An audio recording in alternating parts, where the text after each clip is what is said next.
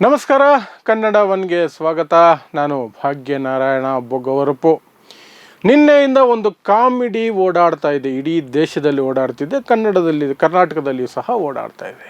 ಏನು ಅಂತಂದರೆ, ಸೆಪ್ಟೆಂಬರ್ 17ನೇ ತಾರೀಕು ಮೋದಿ ರಾಜೀನಾಮೆ ಕೊಡ್ತಾರೆ. ಯಾಕೆ ಅಂದರೆ, ಮೋದಿ ಅವರೇ ತೋಡ್ಕೊಂಡಿರೋ ಹಳ್ಳಕ್ಕೆ ಅವರೇ ಬೀಳ್ತಾರೆ. 75 ವರ್ಷ ಆದರೆ BJPಯಲ್ಲಿ ಸೈಡ್ಗೆ ಹೋಗಬೇಕು.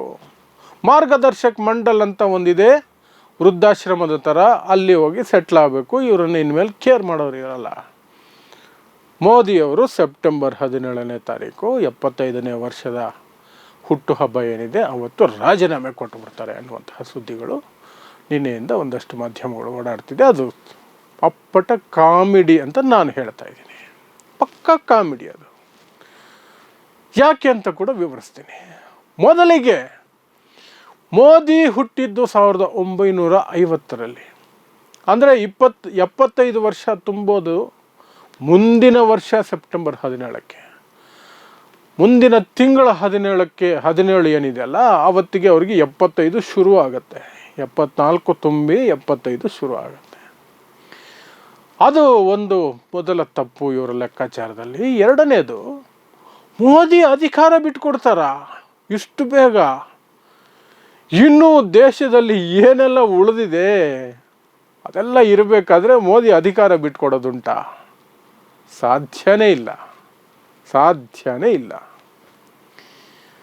2002ರಲ್ಲಿ ಸಾವಿರಾರು ಹೆಣಗಳು ತನ್ನ ಮೂಗಿನ ಕೆಳಗೆ ತನ್ನ ಆಡಳಿತದಲ್ಲಿ ಬಿದ್ದಿರಬೇಕಾದ್ರೆ ಆ ಹೆಣಗಳ ನಡುವೆ ಕೂಡ ನಾನು ಹೇಗೆ ರಾಜಕೀಯವಾಗಿ ಅದನ್ನು ಬಳಸ್ಕೋಬೇಕು, ನಾನು ಹೇಗೆ ರಾಜಕೀಯವಾಗಿ ಇದನ್ನು ಮುಂದಕ್ಕೆ ತೆಗೆದುಕೊಂಡು ಹೋಗಬೇಕು, ನನ್ನ ರಾಜಕೀಯ ಭವಿಷ್ಯ ಭದ್ರ ಮಾಡ್ಕೊಳ್ಬೇಕು ಅಂತ ಯೋಚನೆ ಮಾಡಿದಂತಹ ವ್ಯಕ್ತಿ, ಆವಾಗ ರಾಜೀನಾಮೆಯ ಬಗ್ಗೆ ಯೋಚನೆ ಮಾಡಿದಂತಹ ವ್ಯಕ್ತಿ ಈಗ ರಾಜೀನಾಮೆ ಕೊಡೋದು ಸಾಧ್ಯನೇ ಇಲ್ಲ. ರಾಜೀನಾಮೆ ಕೊಡಬೇಕು ಅಂದ್ಕೊಂಡಿದ್ದಿದ್ರೆ ಅವರು ಪ್ರಮಾಣ ವಚನನೇ ಸ್ವೀಕರಿಸ್ತಾ ಇರಲಿಲ್ಲ. ಯಾಕೆ ಅಂದರೆ ಅಂತಹ ಅವಮಾನ ಈ ದೇಶದ ಜನ ಮೋದಿಯವ್ರಿಗೆ ಮಾಡಿದರು. 303ರಲ್ಲಿದ್ದಂತಹ BJPಯನ್ನು 240ಕ್ಕೆ ಎಳ್ಕೊಂಡು ಬಂದು ಅವರಿವರ ಬೆಂಬಲದ ಮೇಲೆ, ಊರುಗೋಲುಗಳ ಮೇಲೆ ನೀವು ಅಧಿಕಾರ ನಡೆಸೋ ಹಾಗಿದ್ರೆ ನಡೆಸಿ ಅಂತ ಹೇಳಿದರು. ಅಂತಹ ಸಂದರ್ಭದಲ್ಲೇ ಎಲ್ರಿಗೂ ಕೈ ಮುಗಿದು, ಚಂದ್ರಬಾಬು ನಾಯ್ಡು ಕೈ ಮುಗಿದು, ನಿತೀಶ್ ಕುಮಾರ್ ಕೈ ಮುಗಿದು, LJP ಚಿರಾಗ್ ಪಾಸ್ವಾನ್ಗೆ ಕೈ ಮುಗಿದು, ಎಲ್ಲ ಸಣ್ಣ ಪುಟ್ಟ 1-2 ಸೀಟ್ ಇರುವಂಥವ್ರನ್ನೆಲ್ಲ ಕರೆದು, ಕುಮಾರಸ್ವಾಮಿಗೆ ಕೇಂದ್ರ ಮಂತ್ರಿ 2 ಸೀಟು JDS ಕೊಟ್ಟು, ನಿಮಗೇನು ಬೇಕಾದ್ರೂ ಕೊಡ್ತೀನಿ, ಬಜೆಟಲ್ಲಿ ಏನು ಬೇಕು ಹೇಳಿ, ಚಂದ್ರಬಾಬು ನಾಯ್ಡು ನಿಮಗೇನು ಬೇಕು, ನಿತೀಶ್ ಕುಮಾರ್ ನಿಮಗೇನು ಬೇಕು, ಸಾಧ್ಯ ಆದಷ್ಟು ಕೊಡ್ತೀನಿ, ಹೆಚ್ಚಿಗೆ ಸದ್ಯಕ್ಕೆ ಕೊಡೋಕ್ಕಾಗೋದಿಲ್ಲ, ಸ್ವಲ್ಪ ಉಸಿರು ಬಿಗಿ ಹಿಡೀರಿ, ಮುಂದಕ್ಕೆ ಮಾಡೋಣ ಅಂತ ಅವರನ್ನು ಪುಸಲಾಯಿಸ್ಕೊಂಡು ಕುರ್ಚಿ ಉಳಿಸ್ಕೊಳ್ತಾರೆ ಅಂತಹ ಮೋದಿ ಇಷ್ಟು ಬೇಗ ರಾಜೀನಾಮೆ ಕೊಡೋಕೆ ಅಷ್ಟೆಲ್ಲ ತಗ್ಗಿ ಬಗ್ಗಿ ನಡೆದಿದ್ದು ಸಾಧ್ಯ ಇದೆಯಾ? ಅದು ಸಾಧ್ಯನೇ ಇಲ್ಲ. ಮೋದಿ ರಾಜೀನಾಮೆ ಕೊಡಲ್ಲ ಸೆಪ್ಟೆಂಬರ್ 17ಕ್ಕೆ. ಅದು ಈ ವರ್ಷದ ಸೆಪ್ಟೆಂಬರ್ 17 ಆದರೂ ಸರಿ, ಮುಂದಿನ ವರ್ಷದವರೆಗೂ ಮೋದಿಯವರ ಸರ್ಕಾರ ಉಳಿದಿದ್ದರೆ 4 ರಾಜ್ಯಗಳ ಚುನಾವಣೆಗಳ ನಂತರ BJP ಒಳಗೆ ಬಂಡಾಯ ಹೆಚ್ಚಾಗಿ ಮಿತ್ರ ಪಕ್ಷಗಳು ಮೋದಿ ಫೇಸ್ಗಿನ್ನು ವ್ಯಾಲ್ಯೂ ಇಲ್ಲ ಅಂತ ಡಿಸೈಡ್ ಮಾಡಿ ಈ ಸರ್ಕಾರವನ್ನು ಕೈ ಬಿಟ್ಟು ಸರ್ಕಾರವನ್ನು ಕೆಡವಿಬಿಟ್ರೆ, ಮುಂದಿನ ವರ್ಷದ 75 ವರ್ಷದ ಹುಟ್ಟುಹಬ್ಬ ಇದೆಯಲ್ಲ, 75 ತುಂಬೋ ಹುಟ್ಟುಹಬ್ಬ ಮೋದಿದು, ಅದು ಮಾಜಿ ಪ್ರಧಾನಿಯಾಗಿ ಉಳಿದಿರುತ್ತೆ. ರಾಜೀನಾಮೆಯ ಮೂಲಕ ಅಲ್ಲ, ಆದರೆ ಸರ್ಕಾರ ಬಿದ್ದೋಗಿರುತ್ತೆ. ಈ ಸೆಪ್ಟೆಂಬರ್ 17ಕ್ಕಂತೂ ಏನೂ ಇಲ್ಲ. 4 ರಾಜ್ಯಗಳ ಚುನಾವಣೆಗಳು ಮುಗಿಬೇಕು. 2 ರಾಜ್ಯಗಳ ಚುನಾವಣೆ ಅಕ್ಟೋಬರ್ 4ನೇ ತಾರೀಕು ಫಲಿತಾಂಶ ಬರುತ್ತೆ. ಇನ್ನೆರಡು ರಾಜ್ಯಗಳಿಗೆ ಚುನಾವಣೆಯೇ ಘೋಷಣೆ ಮಾಡಿಲ್ಲ. ಯಾಕಂದರೆ ಮೋದಿ ಅಳಿವು ಉಳಿವಿನ ಪ್ರಶ್ನೆ ಆಗಿರೋದ್ರಿಂದ ತುಂಬ ಪ್ಲ್ಯಾನ್ ಮಾಡ್ತಿದ್ದಾರೆ. ಟೈಮ್ ಬೇಕು.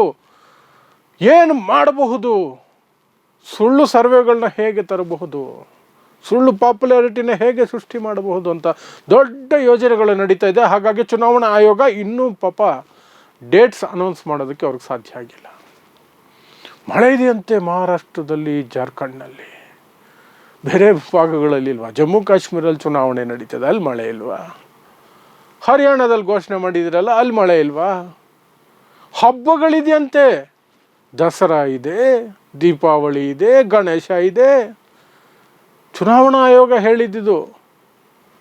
ಯಾಕೆ? ಹರಿಯಾಣದವರು ಹಿಂದೂಗಳಲ್ವಾ, ಅವ್ರಿಗೆ ಈ 3 ಹಬ್ಬಗಳು ಅನ್ವಯ ಆಗೋದಿಲ್ವಾ? ಜಮ್ಮು ಕಾಶ್ಮೀರದ ರಾಜ್ಯದಲ್ಲಿ, ಜಮ್ಮು ಪ್ರದೇಶದಲ್ಲಿ ಈ ಹಬ್ಬಗಳನ್ನು ಜೋರಾಗಿ ಆಚರಿಸ್ತಾರಲ್ಲ, ಅಲ್ಲಿ ಮಾತ್ರ ಚುನಾವಣೆ ನಡೆಸ್ಬೋದು, ಮಿಕ್ಕ 2 ರಾಜ್ಯಗಳು ಮಾಡೋಕ್ಕಾಗಲ್ವಾ? ಒಂದು ದೇಶ ಒಂದು ಚುನಾವಣೆ ಅಂತ ಬಡಾಯಿ ಕೊಚ್ಕೊಳ್ಳೋರು 4 ರಾಜ್ಯಗಳಿಗೆ ಒಟ್ಟಿಗೆ ಮಾಡೋದಕ್ಕೆ ಸುರಕ್ಷತೆ ಕೊಡೋದು ಕಷ್ಟ ಆಗುತ್ತೆ, ಭದ್ರತಾ ಪಡೆಗಳನ್ನು ನಿಯೋಜನೆ ಮಾಡೋದು ಕಷ್ಟ ಆಗುತ್ತೆ ಅಂತ ಹೇಳ್ತಿರಲ್ಲ, ಇದು ಯಾವ ಬಂಡಲ್? ಏನೂ ಇಲ್ಲ. ಮಹಾರಾಷ್ಟ್ರದಲ್ಲಿ ಒಂದಷ್ಟು ಗೇಮ್ ಮಾಡಬೇಕು. ಇನ್ನೂ ಜಾರ್ಖಂಡ್ನಲ್ಲಿ ಆ ಸರ್ಕಾರವನ್ನು ಕೆಡೋದಕ್ಕೆ ಸಾಧ್ಯ ಆದರೆ ಕೆಡಬೇಕು, ಅಥವಾ ಜಾರ್ಖಂಡ್ ಮುಕ್ತಿ ಮೋರ್ಚಾ ಏನಿದೆ, ಹೇಮಂತ್ ಸೊರೇನ್ ಅವರ ಪಕ್ಷ, ಅದನ್ನು ಒಡೆಯೋದಕ್ಕೆ ಸಾಧ್ಯ ಆದರೆ ಒಡಿಬೇಕು. ಈ ಪ್ರಯತ್ನಗಳು ದೊಡ್ಡದಾಗಿ ನಡೀತಾ ಇದೆ. ಅದು ಒಂದು ಹಂತಕ್ಕೆ ತಲುಪೋವರೆಗೂ ಚುನಾವಣೆಗಳನ್ನು ಘೋಷಣೆ ಮಾಡದೇ ಇರಬೇಕು ಅಂತ ಒಂದು ನಿರ್ಧಾರ. ವಿಧಿ ಇಲ್ಲ, ಸಂವಿಧಾನಾತ್ಮಕವಾಗಿ ಡೇಟ್ ಮೀರೇ ಹೋಗ್ತಿದೆ ಅಂದರೆ ಗಣೇಶ ಹಬ್ಬದ ನಂತರ ಚುನಾವಣೆಗಳನ್ನು ಘೋಷಣೆ ಮಾಡಲೇಬೇಕು, ಮಾಡ್ತಾರೆ. ಸೊ ಎಲ್ಲದರ ನಡುವೆ 4 ರಾಜ್ಯಗಳ ಚುನಾವಣೆಗಳು ಮುಗಿಯೋವರೆಗೂ ಮೋದಿಯವರ ಸೀಟಂತೂ ಸದ್ಯಕ್ಕೆ ಅಲುಗಾಡಲ್ಲ. 4 ರಾಜ್ಯಗಳ ಚುನಾವಣೆಗಳು ಮುಗಿದ ನಂತರ ದೊಡ್ಡದಾದಂತಹ ರಾಜಕೀಯ ಕ್ರಾಂತಿನೇ ಈ ದೇಶದಲ್ಲಿ ನಡೆಯುತ್ತೆ. ಮೋದಿ ಸುಮಾರು 10 ವರ್ಷಗಳಿಂದ ನಾನು ಯಾರನ್ನು ಏನೂ ಕೇಳಲ್ಲ, ನಾನು ಮಾಡಿದ್ದೇ ರೂಲ್, ನಾನು ಹೇರಿದ್ದೇ ರೂಲ್ಸ್ ಅಂತ ಹೇಳಿಕೊಂಡು ಓಡಾಡ್ತಿದ್ರಲ್ಲ, ಮಧ್ಯರಾತ್ರಿಯಲ್ಲಿ ನಾನು ನೋಟು ನಿಷೇಧ ಮಾಡ್ತೀನಿ, ಪಾರ್ಲಿಮೆಂಟಲ್ಲಿ ಇಡೀ ವಿಪಕ್ಷವನ್ನು ಹೊರಗಾಗ್ತೀನಿ, ಅಮಾನತು ಮಾಡ್ತೀನಿ, ದಿಢೀರಂತ ಲಾಕ್ಡೌನ್ ಘೋಷಣೆ ಮಾಡ್ತೀನಿ, ನಾನು ಇಷ್ಟ ಬಂದಿದ್ದು ಟ್ಯಾಕ್ಸ್ ತರ್ತೀನಿ, ಪೆಟ್ರೋಲ್ ಡೀಸೆಲ್ ರೇಟ್ ಎಷ್ಟು ಬೇಕಾದರೂ ಮಾಡ್ತೀನಿ, ಯಾವನು ತಡೆಯೋಕ್ಕಾಗಲ್ಲ ಅಂತ ಮೆರಿತಾ ಇದ್ರಲ್ಲ, ಅಂತಹ ನರೇಂದ್ರ ಮೋದಿ ಗಡ ನಡುಗಬೇಕು ಚುನಾವಣಾ ಫಲಿತಾಂಶಗಳು ಬಂದ ನಂತರ. ಹೇಗೆ ನಾನು ಸರ್ಕಾರ ಉಳಿಸ್ಕೊಳ್ಳೋದು ಅನ್ನುವಂತಹ ದೊಡ್ಡ ಇಕ್ಕಟ್ಟಿಗೆ ಸಿಲುಕಿಕೊಳ್ಳೋದೇನೆ 4 ರಾಜ್ಯಗಳ ಚುನಾವಣಾ ಫಲಿತಾಂಶಗಳು ಬಂದ ನಂತರನೇ. ಈಗೇನೂ ಇಲ್ಲ. ಈಗ ಎಲ್ಲಿ ಹೋದರೂ ಹಿಂಗೆ ಮುಖ ಹಾಕ್ಕೊಂಡು, ಮುಖದಲ್ಲಿ ಕಳೆನೇ ಇಲ್ಲದೆ, ಒಂದು ರೀತಿ ಸೊರಗಿ ಸೋತು ಸುಣ್ಣ ಆಗಿ ಬೇಜಾರಲ್ಲಿ ಕೂತಿರೋದು ಏನೂ ಅಲ್ಲ. ಈ 4 ರಾಜ್ಯಗಳ ಚುನಾವಣಾ ಫಲಿತಾಂಶಗಳು ಬರ್ತಾವಲ್ಲ, ಆಗ ನಿಜವಾದ ಚಾಲೆಂಜು ಮೋದಿಗೆ ಬರೋದು. ಆಗ ರಾಜೀನಾಮೆನೂ ಇಲ್ಲ, ಏನೂ ಇಲ್ಲ. ಅವರ ಮಿತ್ರ ಪಕ್ಷಗಳೇ ಸರ್ಕಾರವನ್ನು ಕೆಡವುತ್ತವೆ. ಅವರದೇ ಪಕ್ಷದಲ್ಲಿ ನರೇಂದ್ರ ಮೋದಿ ಅವರನ್ನು ತೆಗೆದು ಬಿಸಾಕರಿ, ಅವ್ರನ್ನ ಮಾರ್ಗದರ್ಶಿ ಮಂಡಲ್ಗೆ ಅಂತ ಹೇಳ್ತಾರೆ. ಬಿಸಾಕ್ತಾರೆ ಸಹ. ಯಾವ ರೀತಿ ಇವರು ನರೇಂದ್ರ ಮೋದಿ ಯಾವ ರೀತಿ ಅಡ್ವಾಣಿನ, ಮುರಳಿ ಮನೋಹರ್ ಜೋಶಿನೆಲ್ಲ ತೆಗೆದು ಮಾರ್ಗದರ್ಶಿ ಮಂಡಲ್ಗೆ ಅಂತ ಅಲ್ಲಿ ಬಿಸಾಕಿದ್ರು, ಅದೇ ರೀತಿ BJPಯಲ್ಲಿ ಬೇರೆ ನಾಯಕರೆಲ್ಲ ಸೇರಿಕೊಂಡು ಮೋದಿಗೆ ಬನ್ನಿ ಇಲ್ಲೊಂದು ಬೆಡ್ ಹಾಕಿದ್ದೀವಿ, ಈ ಆಶ್ರಮದಲ್ಲಿ ನೀವು ಉಳ್ಕೊಳ್ಳಿ ಅಂತ ಹೇಳುವಂತಹ ದಿನ ದೂರ ಏನಿಲ್ಲ.